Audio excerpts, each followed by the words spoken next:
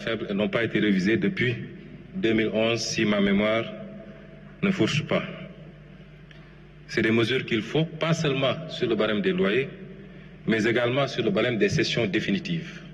Si l'État veut acheter un terrain d'un particulier, il l'achète au prix du marché. Mais si l'État vend un particulier, il vend 10 fois, 20 fois, 30 fois moins cher parce qu'il vend selon un barème, puisque l'État n'est pas censé faire des profits sur le foncier. Mais cet État-ci, qui a hérité d'un déficit de 119% et d'un déficit de 12%, est censé faire de l'argent. La régularisation massive des terres du domaine national. Nous avons travaillé avec M. Dia sur la possibilité de faire évoluer le PROCACEF, qui est un programme qui permet de régulariser les propriétaires allégués de terrain, particulièrement en zone rurale, mais ça se faisait presque gratuitement, mais on ne délivrait pas de droits ou de titres. L'instruction, c'est d'aller vers la délivrance de droits et de titres pour sécuriser les propriétés et permettre à ces gens-là non seulement de pouvoir sécuriser, mais de pouvoir même avoir un levier pour à faire prévaloir auprès des banques pour lever des fonds utiles à leur activité.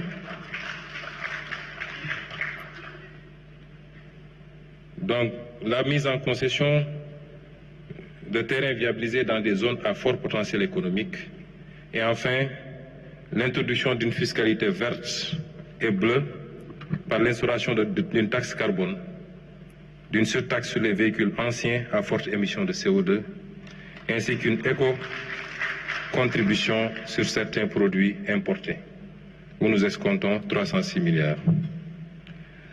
Ça, c'est les recettes fiscales attendues de l'injonction des ressources. Ça, c'est les ressources du moins, et les recettes fiscales attendues, je vous l'ai dit, c'est 1062 milliards. Et au total, l'ensemble des ressources s'élèveront à 5667 milliards provisoirement, en attendant de continuer l'évaluation des autres mesures qui sont tout aussi importantes. Parmi ces mesures, je peux vous en citer quelques-unes qui sont des leviers importants.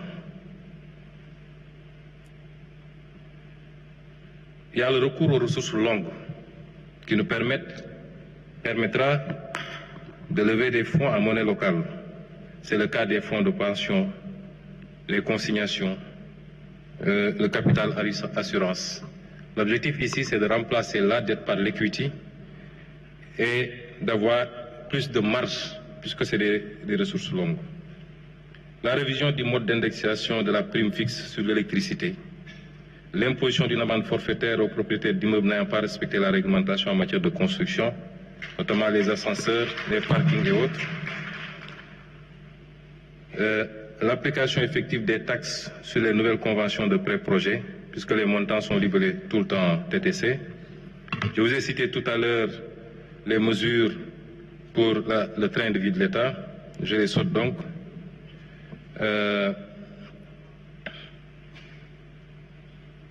Je vais sauter, je vous donne quelques échantillons.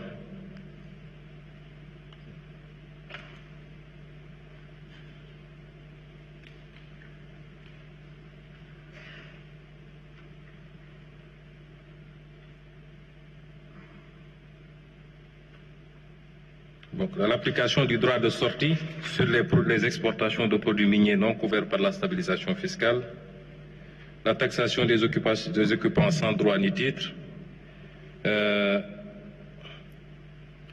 traque et la sanction des fausses quittances, des faux certificats de taxes, des certificats recyclés. Nous sommes en train de faire ce travail sous la supervision du président de la République.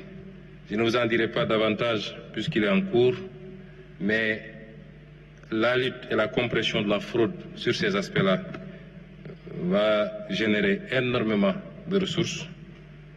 J'ai parlé de la subvention modulée du carburant, donc le ciblage.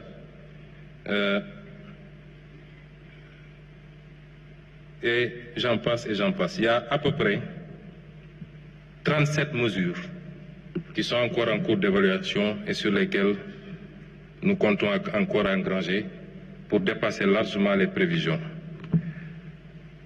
L'exercice auquel nous nous livrons n'est pas seulement un exercice conjoncturel.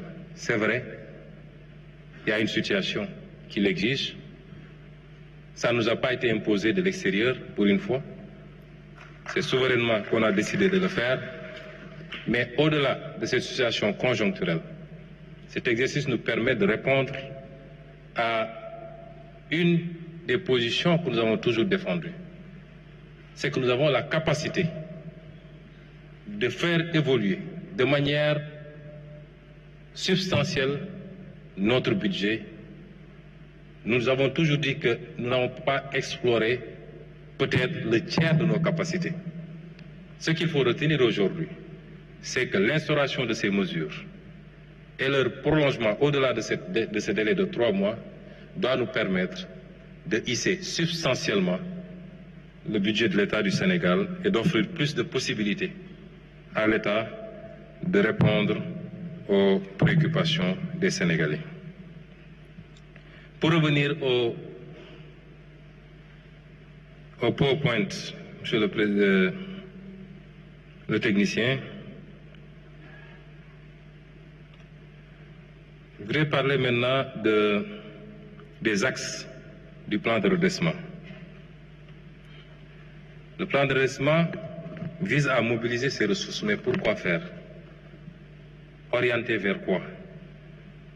Nos objectifs, c'est d'abord les services sociaux de base qui bénéficieront d'un financement plus conséquent. Le premier axe, donc, c'est l'appui aux ménages. Dans l'appui aux ménages, nous avons une offre plus importante, mieux orientée, de biens et services sociaux. Je vais parler des services liés à la santé, à l'éducation, à l'enseignement supérieur, au logement social décent, à l'accès à l'électricité et à l'eau, particulièrement dans le monde rural. C'est également l'obtention des titres de propriété facilités pour sécuriser les ménages. Et c'est les aides aux ménages pauvres, notamment la bourse de sécurité familiale, qui sera renforcée. C'est également une des préoccupations essentielles du président de la République et de mon gouvernement, c'est continuer à rendre le coût de la vie abordable pour nos concitoyens. Par l'approvisionnement, un meilleur approvisionnement du marché et éventuellement une baisse des prix des denrées. Et évidemment la création massive d'emplois par l'abondement des fonds destinés au financement, particulièrement des jeunes et des femmes, pour l'employabilité et l'emploi. Toujours pour l'appui aux ménages, je disais tantôt, j'ai cité tantôt le cas des bourses de sécurité, et un ciblage, un meilleur ciblage évidemment. Quand on dit cibler les subventions, certains proposent souvent de supprimer carrément les subventions et de faire des transferts cash qui profitent à partir du fichier RNU, qui nous permet de connaître les ménages considérés comme pauvres, de pouvoir les cibler directement par des cash transferts. Et enfin, penser sérieusement à la gratuité de certains services de base, par exemple, pourquoi pas les médicaments génériques qu'on pourrait éventuellement rendre gratuits, mais c'est en réflexion. Pour le second point, c'est le soutien au secteur privé national et la libération des énergies créatives. L'accès au foncier revient parce qu'entreprendre nécessite, pour la plupart du temps, de pouvoir accéder au foncier. Des mécanismes simplifiés et accélérés pour permettre à ce secteur privé d'accéder au foncier. L'amélioration de l'accès à l'électricité, j'en ai parlé tantôt, l'un des éléments de compétitivité industrielle particulièrement, c'est le coût de l'énergie. Nous ne pouvons pas continuer à être à plus de 110% du coût de l'énergie et vouloir compétir avec des pays qui sont à 12 francs. Si je prends le cas du Qatar, mais qui a suffisamment de gaz pour le faire, ou 60 francs si je prends le cas de la Chine. Il faut aujourd'hui que nous travaillions à baisser substantiellement le coût de l'énergie, mais également l'accès aux autres sources d'énergie pour le secteur privé particulièrement, les énergies renouvelables, le solaire singulièrement. Le paiement de la dette due au secteur privé. Après finalisation de l'audit de cette dette, l'engagement que prend le gouvernement, c'est de payer intégralement cette dette pour permettre à ce secteur privé. Certains nous disent qu'il faut vous assurer que les dettes que vous allez payer, les montants qui sont reçus soient réinjectés dans l'économie. Nous ne pouvons pas le garantir ou l'exiger, mais je suppose que pour un investisseur, la logique voudrait que s'il reçoit des paiements par rapport à une dette, qu'il les réinjecte dans l'outil de production pour pouvoir être plus productif et participer à la construction de notre développement. Le développement des infrastructures dans les pôles, entre les pôles, dans les zones économiques, également